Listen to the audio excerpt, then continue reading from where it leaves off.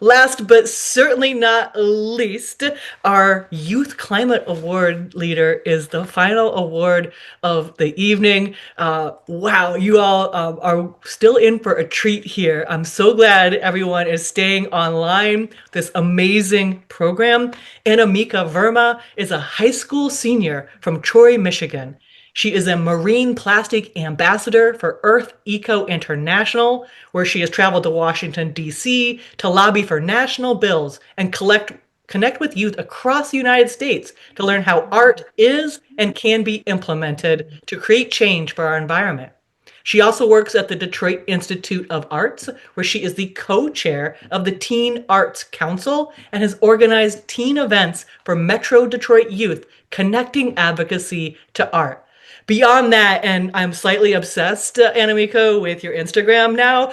She is committed to reducing textile waste through upcycling. And so her site, you guys, is so beautiful. She is teaching you and showing you with so much love how to create patchwork clothes and upcycle your old clothes. We all know fast fashion is one of the biggest contributors to the climate crisis. And after graduation, she tells us she's going to double major in environmental studies and French, drawing on her 9 years of experience at a French immersion school in Canada in order to continue to advance global and community centered solutions to climate related issues. I am so happy that someone nominated you for this award and that we get to know you and welcome you into this community of advocates here at MyCane. I can't wait to get to know you a little bit better. Tell us all about it, Anamika.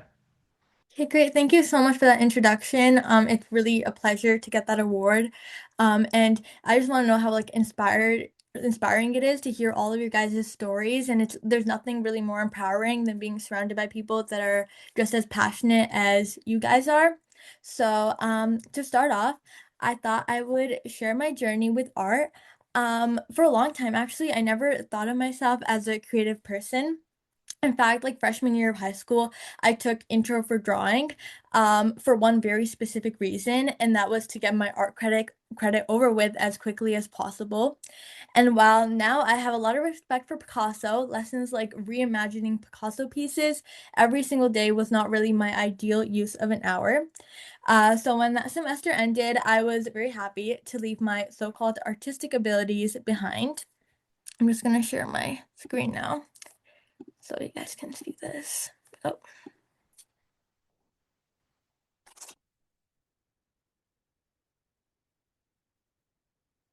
Um, so then my sophomore year, I moved to suburban Detroit, and a month or so into my move, I was caught in a conversation about Detroit Institute of Arts.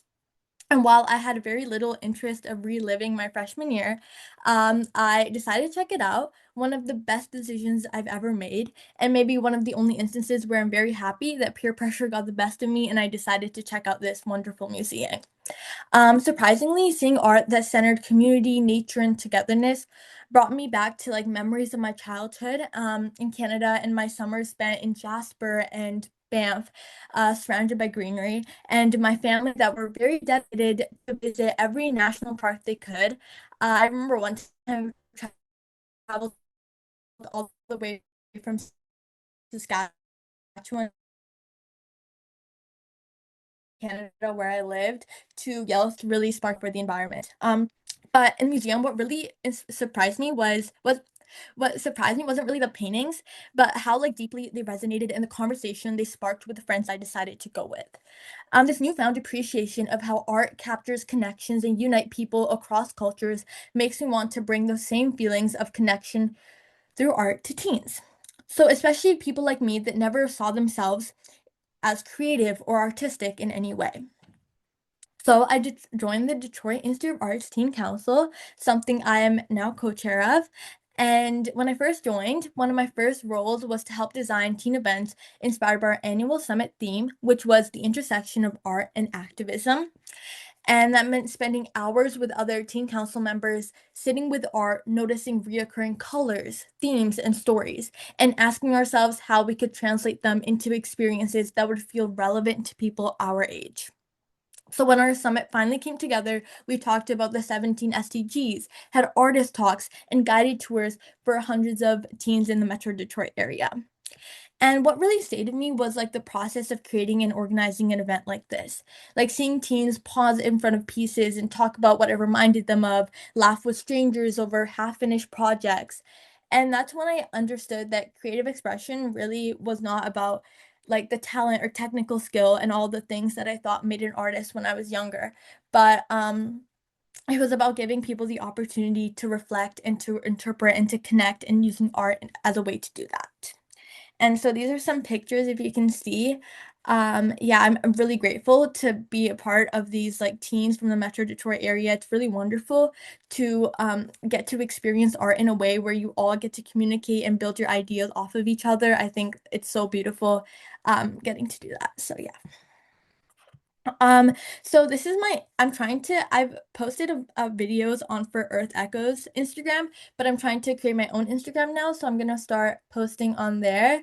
So yeah, if you want to check that out. So this wonderful experience with art led me to connect art to my passion of the environment through upcycling initiatives. Some of them are pictured here. I'm moving right now, so I couldn't find a picture of a bunch of them, but yeah. So actually what happened was one day I like was scrolling on Reddit and Reddit scrolling would often lead me to like discover random facts and actually even helped me get my back walkover one day for cheer. But it led me to like learn an uneasy fact about how there are currently enough clothes on Earth that could last us 6 generations. And so I remember glancing over to my wardrobe and noticing how it's overflowing with clothes and how I just had shopping bags from the mall trip I had the past weekend. And I kind of realized I couldn't continue to be part of this problem anymore. So later that day, I dug out my mom's ancient sewing machine and spent hours deciphering how to get my machine to work. So from placing the sewing needle in place and tugging the thread through all the parts of the sewing machine, I finally got my machine to work and I grabbed some of my clothes, my wardrobe, and started upcycling them. I made like an oddly fitting polka dot dress I had into a shirt, which you can see over here. And so as time wore on and I began wearing my newly upcycled patchwork clothes to school, I was met with people stopping me in the hallways to ask me about the patchwork shirts I was wearing. And I was met with so much curiosity and excitement, and that made me really happy.